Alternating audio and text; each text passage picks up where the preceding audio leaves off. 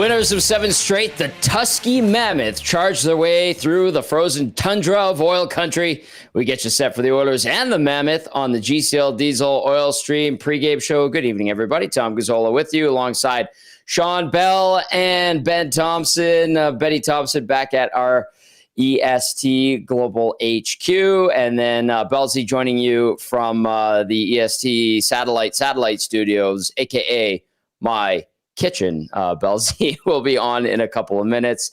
And, of course, we want to hear from you. 780-218-9999. Get to the nasty chat as well. Of course, the Oil 4-4-2 taking on a Mammoth team that's 8-2-0 and has been on a heater of late, riding a 7-game winning streak coming into action tonight. Of course, the pregame show brought to you by GCL Diesel, providers of the best diesel engine components around, from turbochargers to ejectors, fuel pumps to sensors. They are the critical engine component experts, proud to serve Edmonton and Northern Alberta for over 50 years.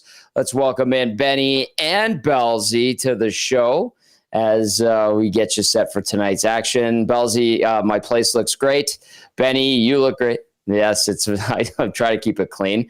The only best for you, only the best for you. Thank and then you. I appreciate Benny, that. Benny, we did some upgrades at the studios. You have a light now, right? Yeah, I have a light right there. I also have the actual just regular lights on in the studio, not like the studio lights. So it's a little bit different lighting, but I think I like it. So no, it looks clean. It looks nice and sharp. And we got our TV in the boardroom today, which was great.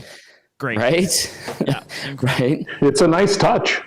Yeah, see, Bellsy, you were there earlier. I was, yeah. It looks nice. You've been a busy boy today. What was going on? You had an event down at Rogers Place, right? Yeah, it was the Soldier On event for essentially military veterans, and it's my third year playing in it. It's a great event. Obviously, you get to meet a lot of different people that suffered from obviously some injuries, some PTSD. So it's a pretty meaningful event for us, but it was fun. It was good. It was a good game today. I was on Team White with Fistrick and Delorier, and then the other side had Chimera, who can clearly still high step. Yeah. You had Scrivens, you had Chris Dingman, and Matt Cassian. Happy birthday to Cass, by the way. Yes, that's right. It is his birthday, and you're filling in like a good friend for Cass today. So we want to send out our best wishes to our friend and colleague, Matt Cassian, on his birthday. I'm sure his lovely wife, Mandy, and his daughters are taking care of him, and we'll be just fine without him. We will soldier on ourselves. Yeah, I mean, GCL Diesel Oil I hope they're taking care of him. I would think so. I mean, he probably needs to heal a little bit after basically costing Team Black the game. Ooh. Did you score the winner? Did you say you scored the winner? I didn't show up for 59 minutes. I was just, body just needs time to get warmed up. Oh, my. However, it was tied. Cass goes in, crosses the blue line. It's like, okay, if I hold on to this puck, we probably rag another minute off of this thing, and it's tied. We go to a shootout. Everybody's happy. Mm-hmm. Instead, Cass goes in, tries to go short side, blocker side. He misses the net completely on the ice, and I think he tried to go high. And then Mark Fistrick gets the puck. I wheel in through the middle of the ice, get the puck, a lot of speed, go down, game over. No big deal. It's just one of those things, Cass. It's just one of those things. You got it. Yeah. Okay, well, congratulations to you on scoring. Thank you. Oh, yeah. I see. That's why I'm having one of these. Yeah, delicious beverage as you get set for a night at the alumni room, I'm assuming. That's where you'll be watching. Okay. That's where I'll be watching. I'm in the alumni seat, so it should be pretty good. Okay, well, I won't see you in the press box then. You will not. Okay, let's get to starting lineups, and we'll get to the injury report as well. We do have Nick Olczyk, who will be joining us later on. I pre-taped with Nick, great broadcaster, great guy, yes, of the Olczyk family, son of Eddie, nephew to Ricky. Ricky still with the Seattle Kraken. Eddie now on the Kraken broadcast. Nick was with the Kraken on their broadcast, and he has since slid over to the Utah Mammoth. All right, Here's what we're expecting from the Oilers tonight. McDavid between Nugent-Hopkins and Mangiapane. Draisaitl centering Podkolzin and Roslovic. Henrique between Savoy and Frederick, those guys on their off wings. Tomaszek between Howard and Philp. And then on defense, we've got Nurse with Bouchard again, you guys. Ekholm with Wallman. Kulak with Emerson. No Troy Stetcher, no Curtis Lazar. As for the Utah Mammoth, Barrett Hayton between Clayton Keller and Nick Schmaltz. Logan Cooley, who's had a great start to the season with J.J. Paterka and Dylan Gunther, the local product, former Oil King. Then you've got Jack McBain between Lawson Krause and Michael Carcone. Kevin Stenlund centering Liam O'Brien and Brandon Tanev. And then on defense, Mikhail Sergachev with Dmitry Simashev. Nate Schmidt, the veteran who just won a Stanley Cup, with John Marino. And then Ian Cole with another guy that's won some cups in Oli Mata. Your starting goalies for tonight, 26-year-old Stu Skinner, 2-3-1 on the season, 231 goals against average, 903 save percentage, 1 shutout in his 6 games played this year. And Skinner versus the Mammoth, keep in mind, we know that they're the former Arizona Coyotes, but technically they are an expansion franchise, or were last season. So Skinner, according to the National Hockey League, 1-0 lifetime versus the Mammoth, 1.0 goals against average, 963 save percentage in that one appearance versus Utah. And then at the other end of the rink, it's 29-year-old Karel Vejmelka, 6-1 this year, 243 GAA, 905 save percentage in 7 games. Vejmelka versus the Oil, 1-4-1, 480 goals against average, 869 save percentage in 6 games against Edmonton in his career. Do you guys want to touch on the lineups really quickly? I mean, Bouchard with Nurse again. We see the shuffling of the lines with David between Nugent-Hopkins and Mangiapane, Draisaitl with Podkolzin and Roslovic. Anything stand out to you guys there? Either one of you, go ahead. Darnell and Evan Bouchard, a crazy pairing, but in my opinion, wasn't the worst pairing on Sunday night against Vancouver. And so I guess in a way, I don't, you know what? If they were your worst pairing, I guess they're not the ones to worry about. Am I right? No, I'm just kidding. But you're not even sure about that statement. No, I'm definitely no kidding. This pairing could blow up at any time. And blow up for 2 goals against on a shift is what I'm saying. Yeah, so I don't know. We'll see what happens. I don't think 2 messes make it clean, like you said there, Tom. Well said. On Sunday, and yeah, I don't know. Very odd. I think a lot of people are overthinking what's going on right now, but yeah, it's that's the pairings, I guess. So we'll see how it goes. Yeah, I'll jump into the forward side of things. I like the forward lines. I think they're balanced. I think they have a little bit of everything on each of the lines. I know that the nuclear option is so enticing for coaches, and it's something that teams have a tough time handling. This season, maybe a different conversation, but I think the Oilers are a better hockey team when McDavid and Draisaitl are split up, because it provides more balance and it provides 2 lines as opposed to just 1. So I like the forward lines. Now, would I like to see Howard or Savoy up the lineup, potentially getting some opportunity with some skilled players?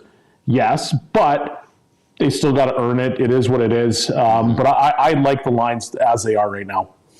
All right, we'll see how it all plays out tonight. Here's your Advantage Sport Medicine and Physiotherapy injury report. Connor McDavid's got a team of specialists. You have a bag of frozen peas. Get the same locker room approach trusted by the best in the game at Advantage Sport Medicine. Book your assessment today, www.advantagesportmed.ca, or call 780-460-9977. For the Oilers, Zach Hyman, IR wrist. Kasperi Kapanen, IR knee. Matthias Janmark, IR undisclosed. Alec Regula, IR upper body. Utah, Alex Kerfoot, IR lower body / abdomen. Sean Dursey, IR undisclosed. And Juuso Välimäki, IR undisclosed. That is your Advantage Sport Medicine and Physiotherapy injury report. Quick update from the World Series. I've got it on here in the EST Satellite Studio. The Dodgers have runners on the corners. Muncy on third base, 1 out, bottom of second. Who's at the dish right now? It is Kike Hernandez. I love that name, Kike. As we get you to Game Changers with our game analyst, Shawn Belle, brought to you by Damon Bunting Real Estate. Damon Bunting has been a consistent top-producing realtor in the greater Edmonton area for over 18 years. He's community-driven and understands what it takes to make a difference in our city. Check him out, DamonBunting.com, or visit his Instagram at Damon Bunting Real Estate. Bellsy, number one against these very large and in charge Utah Mammoth tonight. Rise to the challenge. Yes, rise to the challenge. The Utah Hockey Club is flying along. They're 8-2. Yes, I said Utah Hockey Club, Tommy, because I love that name. Awesome. Care less about the Mammoth.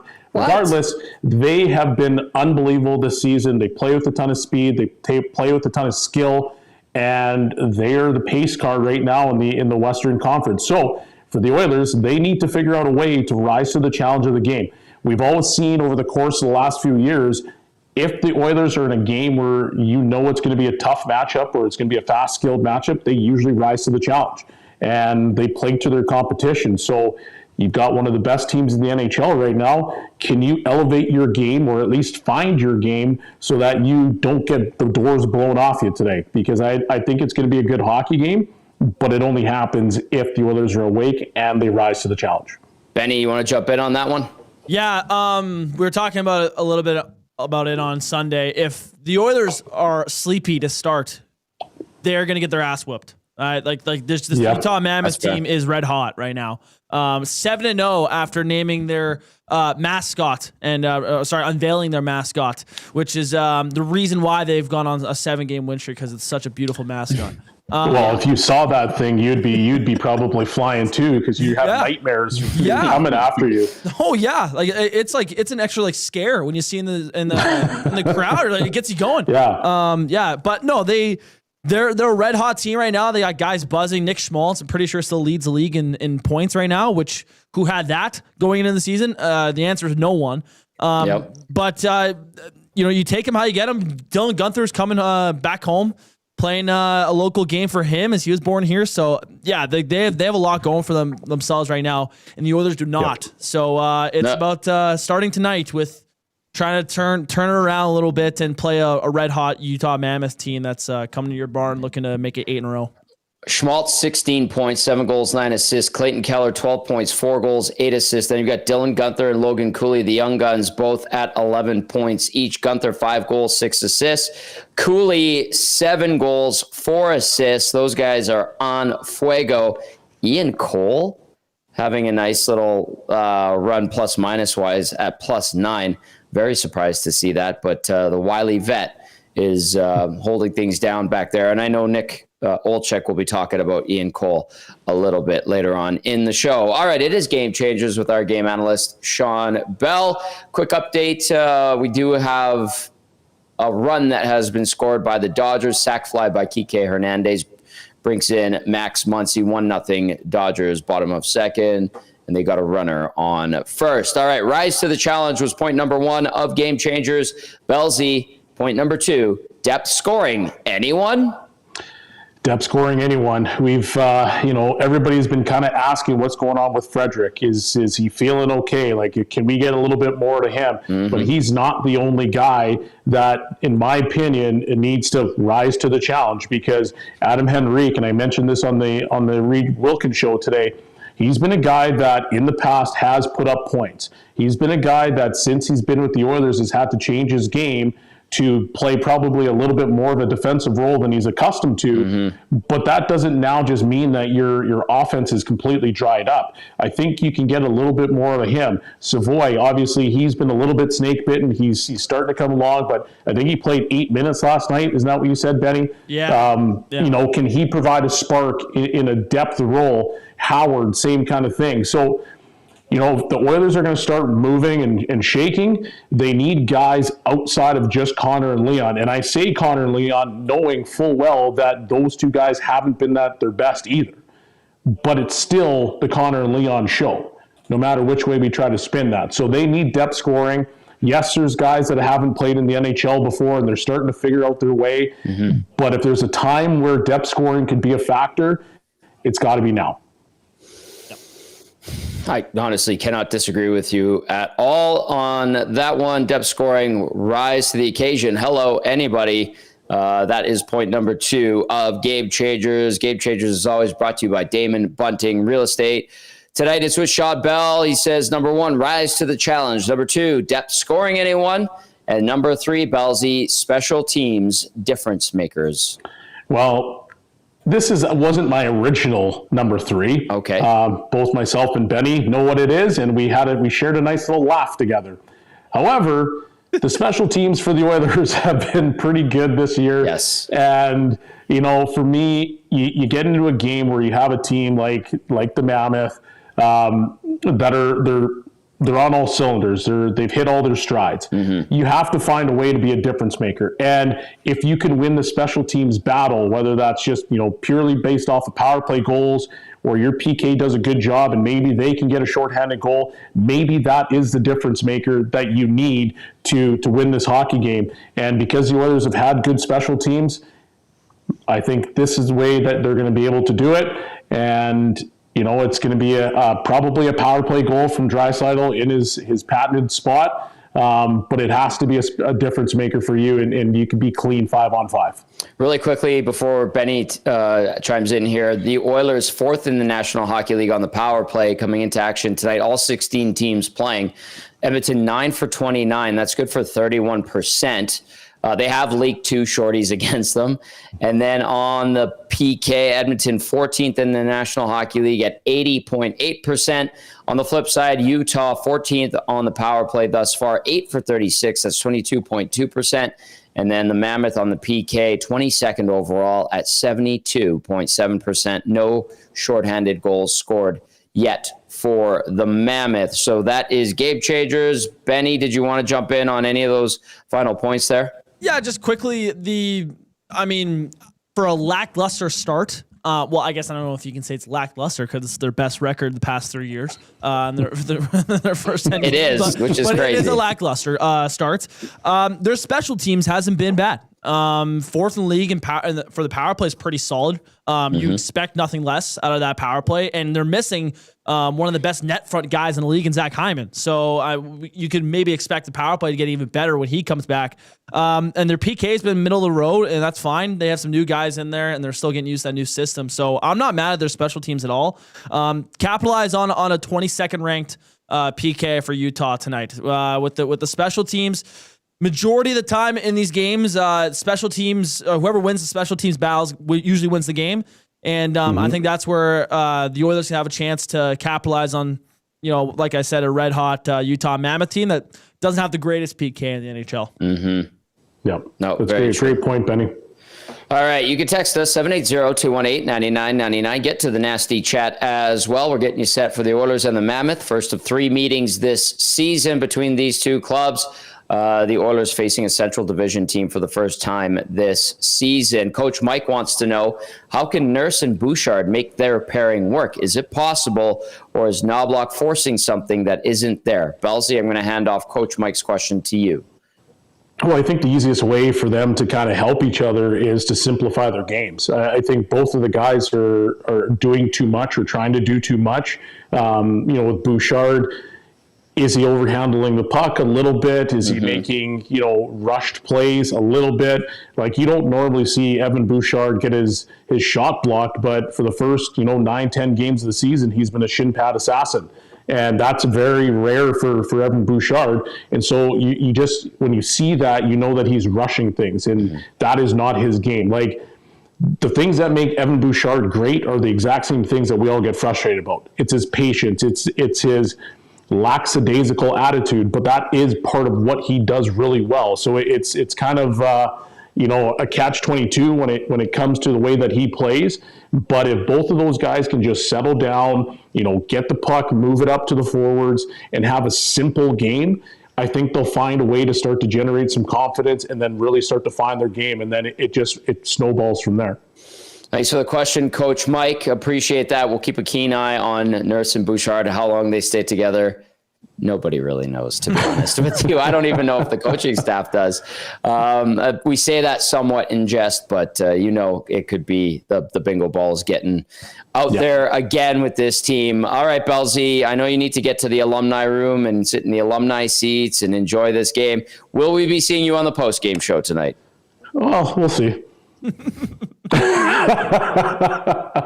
Belzy, thank you as always. Enjoy always your a pleasure, time at the boys. rink. All right, there you go. There's our game analyst, Shawn Belle, with Game Changers, brought to you by Damon Bunting Real Estate. All right, you could text us 780-218-9999. I saw this one in the nasty chat from Matthew Hyman. It says, good evening, Bad Benny, Mr. Boombastic, and Tony Gonzola. Hello, Matthew Hyman. Ace says, I think Scotty Bowman would have that lackadaisical play from Bouchard stopped, or just about any old school coach you can name. Yeah, I mean, we've seen the transition to the new style of coaching, and the old guard, there aren't many of them left in the NHL anymore. Maybe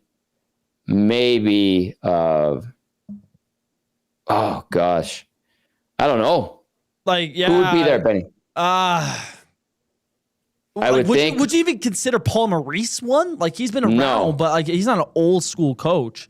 I don't know, Joel Quenneville, maybe. Yeah, okay, that's a good one. Yeah, Quenneville in Anaheim. Remember, he's there now. Yeah, right. I think I would consider Rick Tocchet one. Yeah, that's a good one, even though he's not old. Yep. Those are probably one of the only couple in the NHL, and I'm not here to say you should be getting rid of that old school style, but it's probably for the better. And I think there's a reason why it's trended to this newer style of coaching. Mainly just because I just think players resonate with a newer style of coaching more. But I mean, I'm also not in an NHL dressing room, so sometimes a kick in the ass. Well, you know who was kind of like that, but had to evolve? Todd McClellan. Yeah. And he would use that. When I said kick in the ass, he would say that. He'd be like, sometimes guys need a kick, and then sometimes guys need an arm put around them. And he kind of, as we were going from the old school to the new school, he would talk about that generally pretty openly. Yeah. And when he came in, it was old school. He came in under the wing of Mike Babcock, and then he had to kind of find his own path and his own style when he took over in San Jose, and he's kind of had to adapt, and now he's in Detroit, and he'd probably tell you he's a different coach now than he was 15 years ago when he started as a head coach in the National Hockey League. So yeah, you know what? I understand it. Some guys don't respond well to being yelled at. Some of them get mad and get upset. Other guys are like, all right, my coach is mad at me. And let me get my ass in gear. So I understand where Ace is coming from, and Ace has a good point. But these new guys, these new NHL players nowadays, a little bit different, cut from a different cloth than the ones from back in the day. Okay, quick update for you. Vladdy Guerrero Jr. with the 2-run shot off of Shohei Ohtani, top of third, 2-1 Jays, 1 out. And they're looking good in those baby blue uniforms. I like those instead of the gray pants with the royal blue tarp, which is also a decent look. But they got the baby blues, and now they've taken a 2-1 lead. But trust me, after what we saw yesterday, what we saw in game 1 and 2, I feel like there's a lot of baseball and a lot of craziness. Yeah, that's going to happen. All right, Betty, do you want to throw out a question of the night? Do you have one?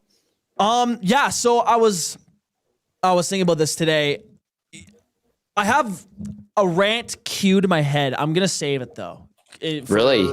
I'm gonna save it. I'll see if I need to spew it later tonight in the post game show. But it kind of relates around this. The question today is, what is the bigger issue for the Oilers? Is it their defensive leakiness? I guess is the word I'm thinking of that comes to my head, or is it their depth scoring? That will be the question of the night. What has been the biggest issue? What is the bigger issue, I should say, for the Oilers? Is it their defense, or is it their depth scoring?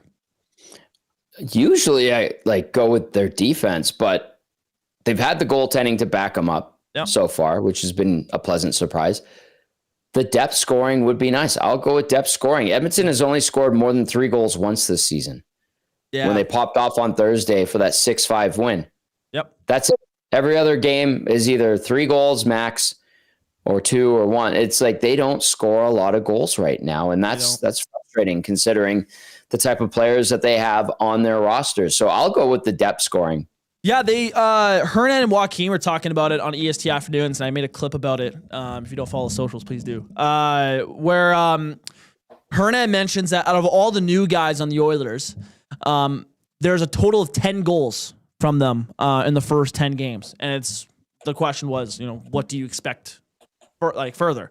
And Joaquin was saying he hopes that it's doubled in the next 10 games. Looking for 20 goals in the next, and that would be great. The only new guy that hasn't scored yet is Matt Savoy, and trust me, for the people that have listened to these shows this year, know that I've defended him very hard, and I think he's deserved it though. I'm not trying to say I'm biased about it. I just think he's been that good, and I think the goals are coming for him. So yeah, I would expect more than 10 goals from the new guys in the next 10 games, but I guess it's the Oilers, so we never really know. Mangiapane, 3 goals. Tomaszek, 1. Ike Howard's got 1. If you want to count Noah Philp as a newish guy, he's got 2. Yep. Okay, Roslovic got his first the other night. Really nice goal. And then Lazar has 1. They counted Frederick as well. Frederick has 1. So there you go. Yeah, that's not enough. But then you got guys like Bouchard just got his first. Ekholm has yet to score through 10 games. Like you said, Savoy doesn't have 1.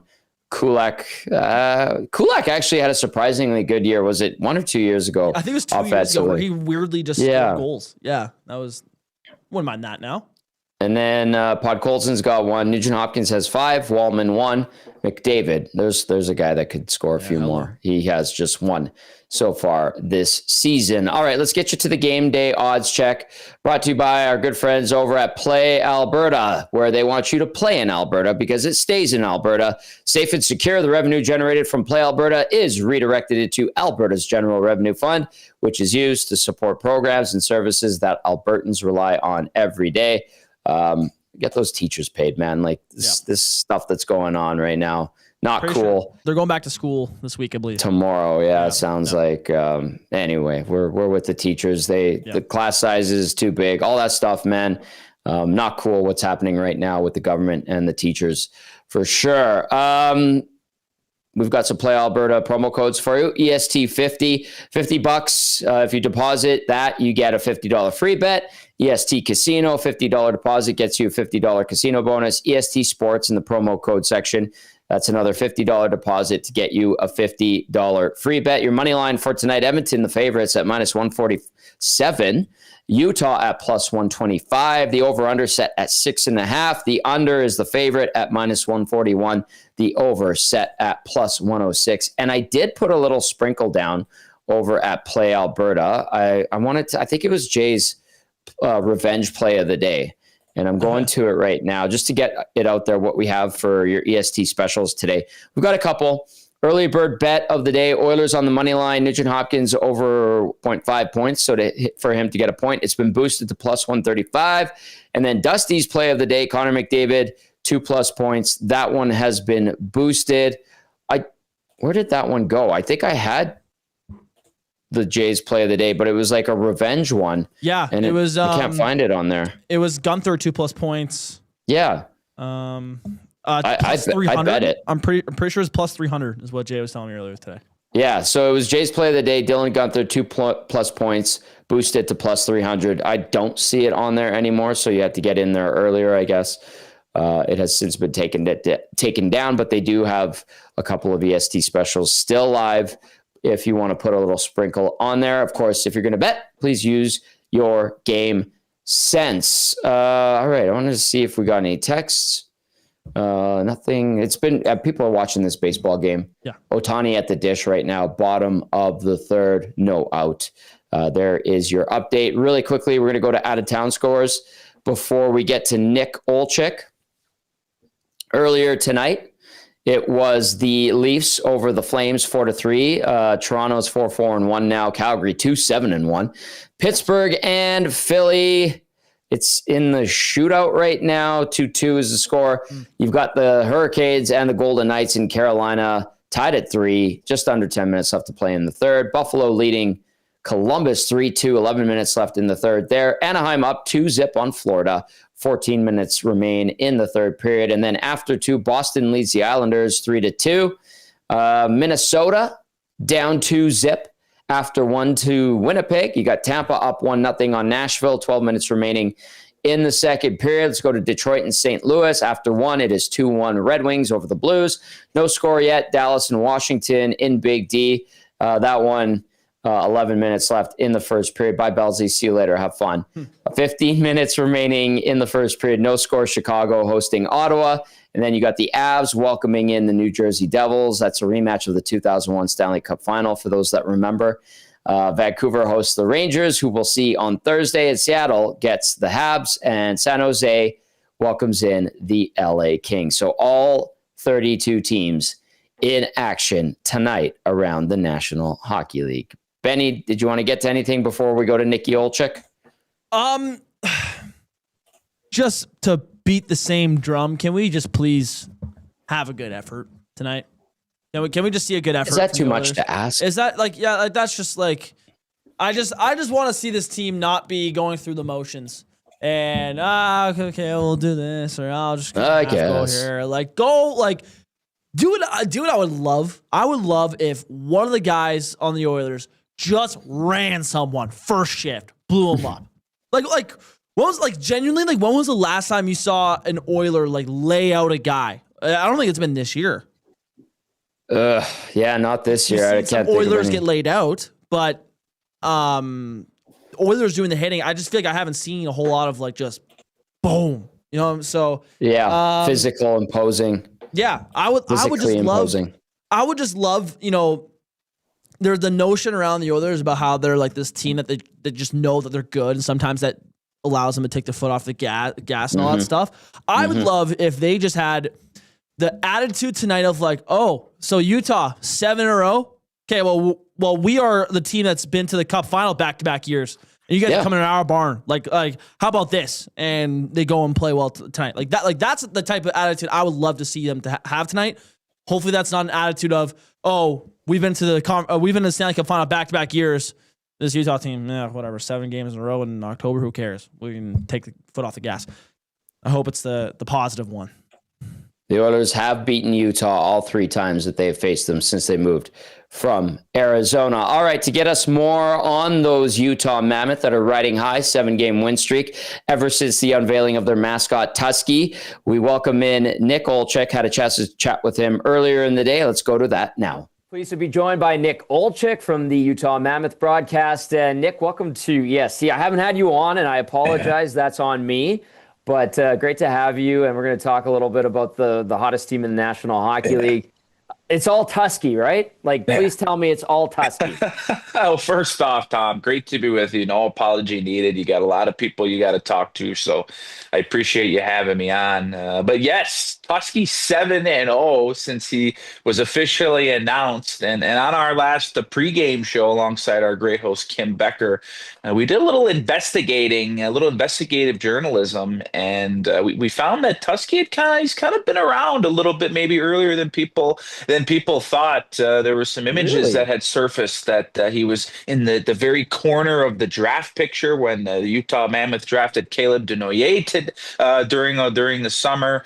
Maybe him spotted during the Delta Center renovations going on this summer. So I think he's been around a little longer than people thought. But since officially being revealed, that the team is undefeated. So just the vibes around the Mammoth right now, the vibes around Tusky, everybody loves them, especially the kids. And yes, mascots are for kids. That is the main demographic. So everybody's having a blast here in Utah, and the vibes couldn't be higher. I love that the Easter eggs are dropped in there. I had no clue, and then I saw the reveal a couple of weeks ago. I'm like, okay, I'm going to say, I really like where this franchise has gone with the look, and the colors are nice. And I'll say this, Nick, and I know you got there last year, and you know what it's like with a new team in your experiences, but this franchise seems legit. I know what's happening on the ice right now, and that is a validation, but everything I've seen from first of all, Utah HC last season to the Mammoth now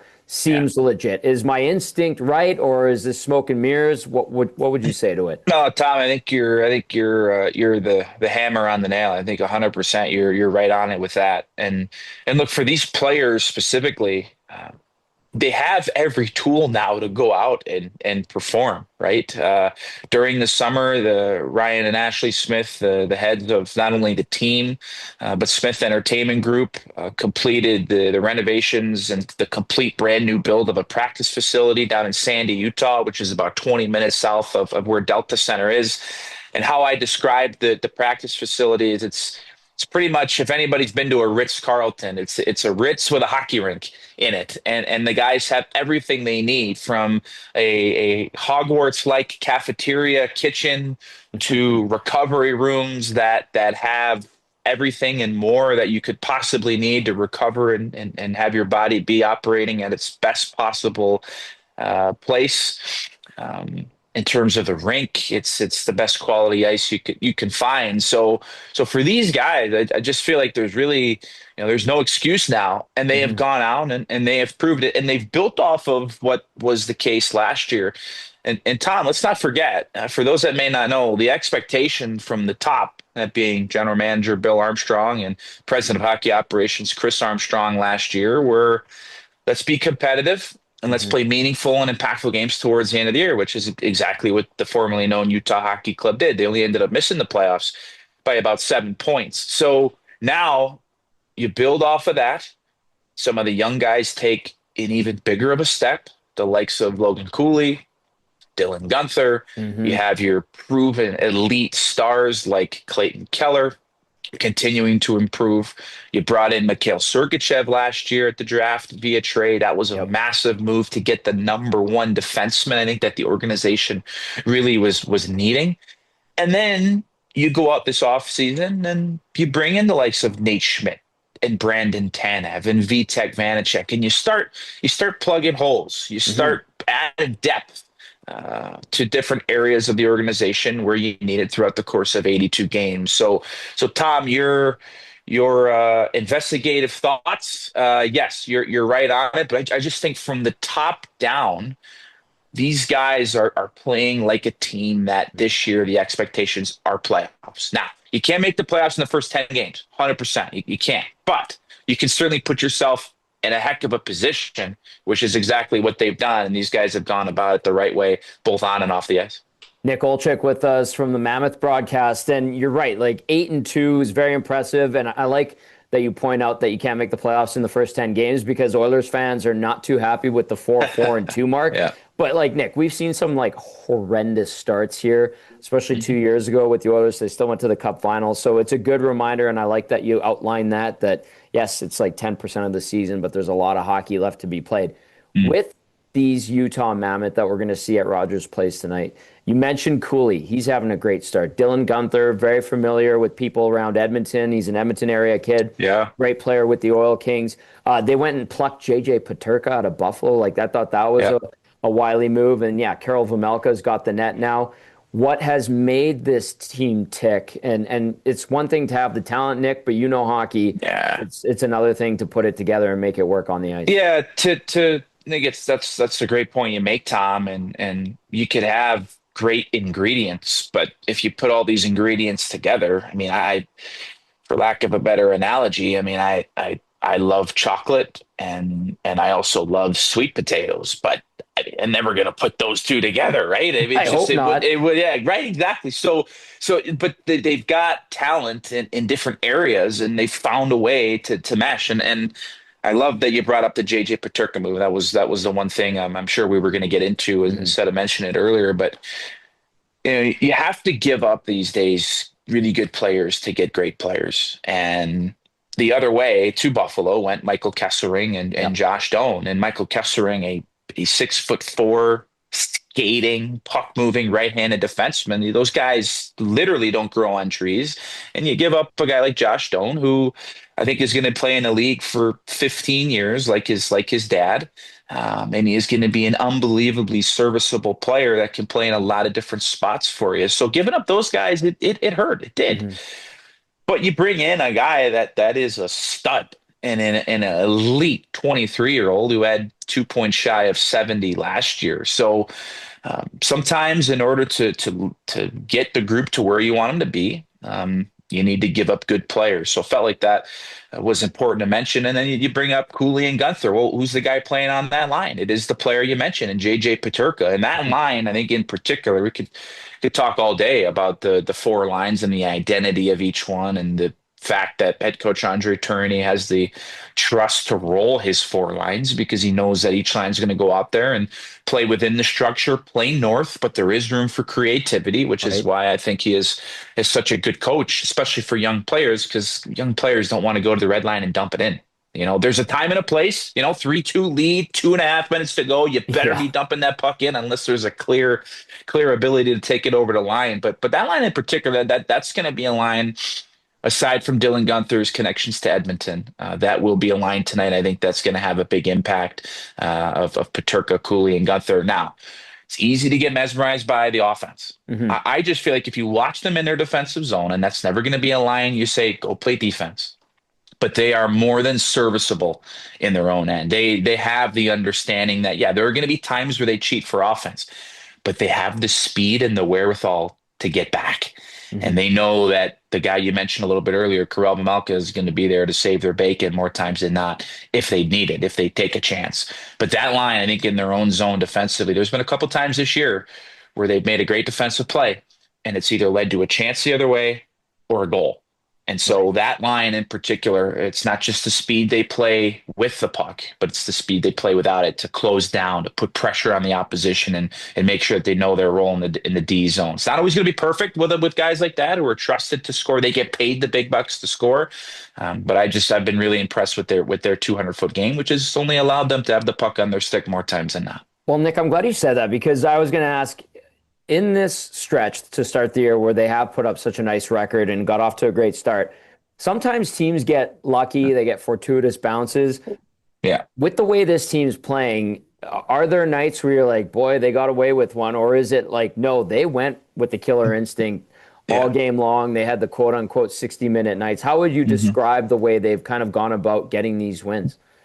It's about, for me right now, it's not just that they're winning, it's how they're doing it. And a big key has been blowing the doors off the opposition in the first period. And there's always going to look, it's the best league in the world. And I don't need to tell you guys this, you know that. But with that being said, even if there's a really good team, or maybe not as premier of a team in the National Hockey League that you're playing against, and you're up 3 or 4 against, there's going to be a pushback. You have to be expecting and knowing that.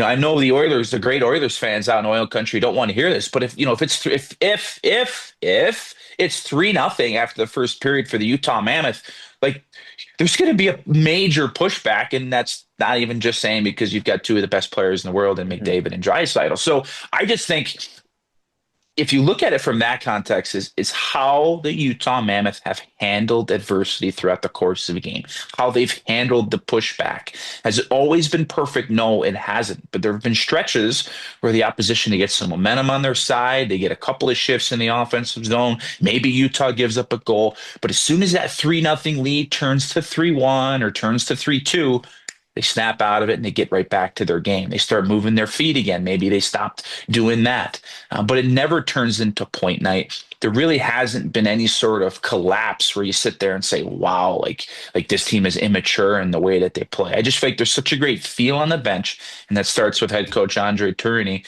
And usually by then, if they give up a goal or 2, they've got a goal or a 2-goal cushion, which it can only help, especially in those cases. So there's just, look, I know people are saying, oh, of course, he's going to talk this team up because they cut his checks. And I guess, sure, people could think that. But just from what I've seen from my own eyes is the blend between the guys that have been around a long time, like Ian Cole, Stanley Cup champion ×2. Nate Schmidt, offseason edition, won his first cup last year, over 740 games in his NHL career. You mix those guys that have done it with the young guys that maybe at times get a little emotional. When you're on that bench and the other team has scored 2 goals and your 3-goal lead is now a 1-goal lead, and you're a young guy, and for those watching on YouTube, you look to your right, and you look to your left. Fans that are listening on audio, please don't if you're in your car, unless you're switching lanes.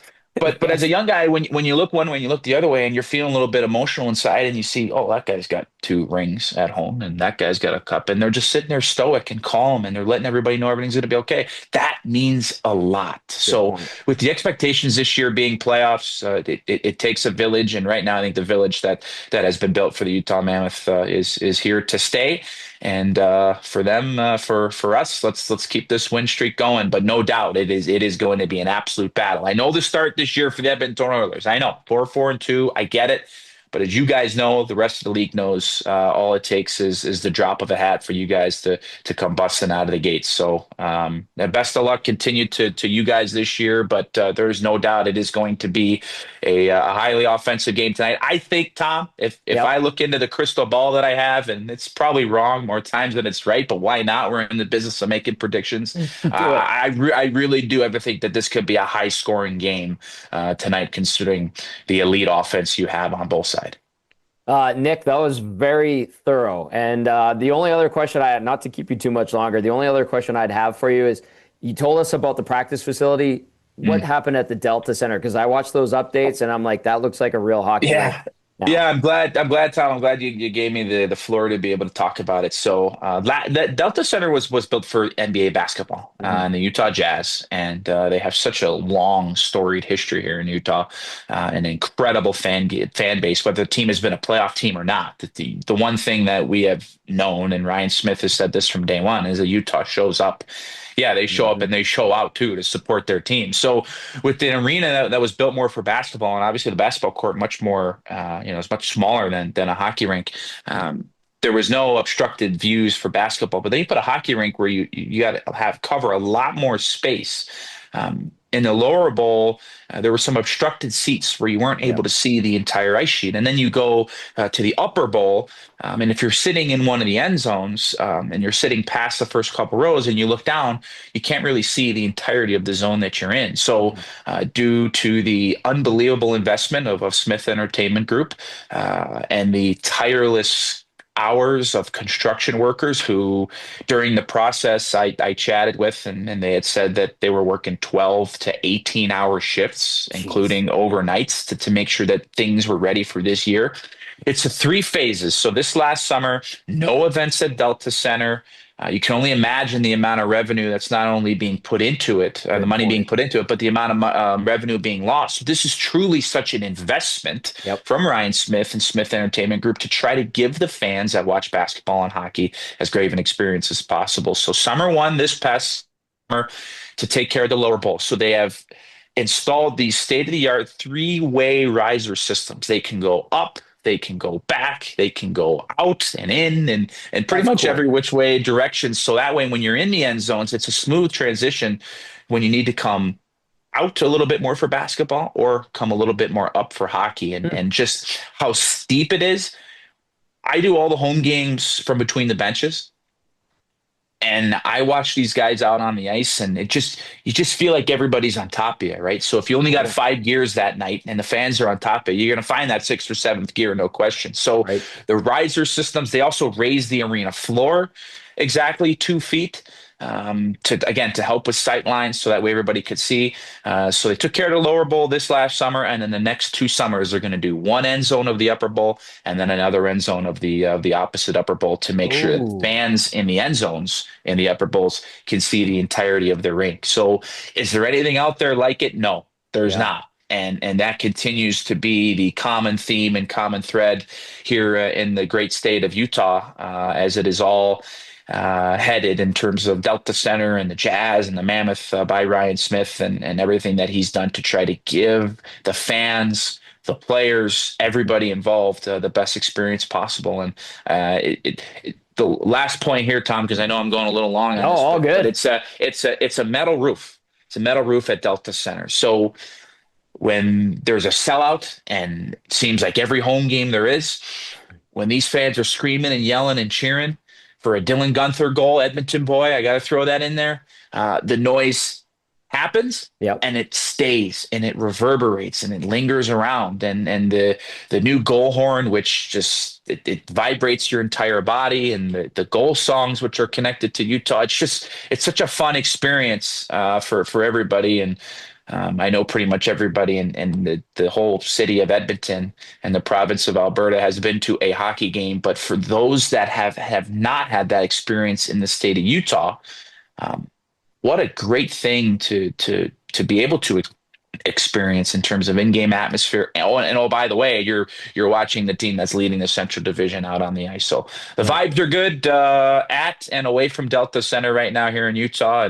And in the interviews that head coach Andre Tourigny and the players have done, all of their words have lacked complacency, which is not only what you would expect, but is great to hear, because these guys aren't necessarily worried about the win streak. They're worried about the next game, and that is going to be a massive task tonight against the Edmonton Oilers. Nick, Utah Mammoth doing things right on and off the ice. I'm a stadium geek, so I love the description. I need to go see a game there. I've been to almost every single arena when I used to travel. You come, you'll get taken care of, Tom. I'll make sure of it. I know the old chicks. They take care of their people. And great stuff today, man. Always appreciate it. Actually, this was the first time we did it, so I appreciate it, and we'll be doing this again if you would be so kind and oblige again. I'm a big fan of you, Tom, and appreciate our friendship. So anytime you want me, more than happy. The feeling is mutual. Nick Olczyk, thank you, sir. You got it, man. Thank you. There you go. There's Nick Olczyk. Awesome guy. Hey, Benny? Yeah. Oh, yeah. You know what? If I was a millionaire, maybe even a billionaire, and if I could invest in the Utah Mammoth, I would after that conversation you had with him. My God, did he sell them to me? That seems like a lot of fun they got over in Utah, and I'm a big fan of their owner. Ryan Smith has came in and has made it look like a fun place to be in. And yes, what he does so well is he makes the fans feel like he's just like he's one of the fans, right? Like he'll sit right in the crowd with all the fans and cheer just like every other fan they have there. Like I find that so cool, and an owner that does that and cares and invests money into that is a team that is worth cheering for. So I'm happy he took over after Arizona didn't have the greatest owner, and no, they did not. Well. Yep. Nicky O, awesome guy, great broadcaster, always has something to say. I love it, and I had to pick his brain a little bit. I know that was a little bit longer, but he gives everything he's got for you. So big thanks to Nick Olczyk, and we'll definitely be having him back on this wonderful program. All right, really quickly, because I see it in the nasty chat. Someone was asking, it's from Tom Bueller, says, guys, what are the Play Alberta bonus codes? I will throw those out there one more time for you. Of course, we have the Play Alberta game day odds check, EST 50, all capital letters, $50 deposit gets a $50 free bet. EST Casino, that's a $50 deposit, $50 casino bonus, and then EST Sports, another $50 deposit for a $50 free bet. I hit on the EST 50 earlier this month, and they usually refresh every month. And then I did the EST Sports one, and Cooper Flag really let me down on that one. So you can still sprinkle on the EST specials over at Play Alberta. Use your game sense, of course. All right, Benny, we have 1 minute left. What do you got to say going into this game? For the love of God. Can we just steer this boat in the right direction, please? Can tonight be the night where we turn around a little bit, the ship turns, and we start seeing this Oilers team head towards success? Please. That's all I ask. Had the give a bleep meter high today. You're playing a good team that's red hot right now. Mm-hmm. Show up, don't get your ass whooped. And win for your fans that are in the crowd tonight. So, let's hope the orange and blue are turning around tonight. Well, they play a team that has rattled off 7 straight victories. Edmonton, though, in its last couple home games, they have won those, which is nice. They've rattled off back-to-back victories on home ice, and then Utah so far on the road 4-2 with 3 straight victories. That's going to do it for the GCL Diesel Oil Stream pregame show. Huge thank you to everybody who watched and listened. I know the World Series Game 4 is happening right now. 2-1 Jays, top of 5. Let's see if they can get this job done and tie up this series after an epic game last night. Big thank you to Nick Olczyk from the Mammoth broadcast. Big thank you to Shawn Belle filling in for Matt Cassian. Happy birthday to Cass. And that's going to do it for the pregame show. For Benny Thomson and Shawn Belle, I'm Tom Gazzola saying enjoy the World Series and enjoy the Oilers versus the Mammoth. We'll see you on the postgame show. Ciao for now.